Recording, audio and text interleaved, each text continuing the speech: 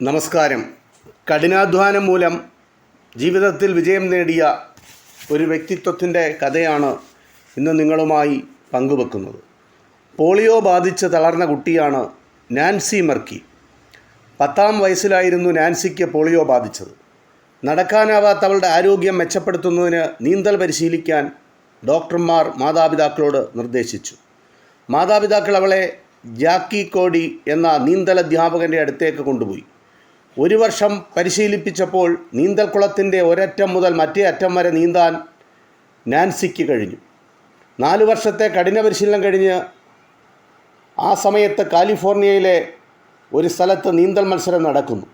Nancy, നീ മത്സരിക്കണം, ഗുരുനാഥനായ Jack Cody പറഞ്ഞു. പരിശീലകൻ്റെ നിർദ്ദേശമല്ലേ? Nancy അനുസരിച്ചു. അത്ഭുതം!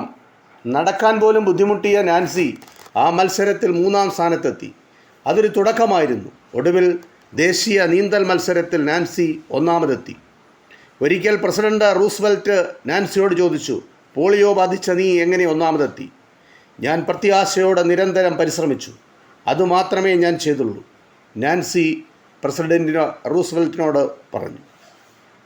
ഓരോരുത്തരുടെയും ജീവിതത്തിൽ വിജയം കൈവരിക്കണമെങ്കിൽ പ്രത്യാശയോടുകൂടിയ തീക്ഷ്ണമായ പരിശീലനവും കഠിനാധ്വാനവും ഉണ്ടാകണം. അത് നിങ്ങൾക്ക് ഈ കഥയിലൂടെ ഉണ്ടാകട്ടെ. ഈ കഥ നിർത്തുന്നു. നന്ദി, നമസ്കാരം.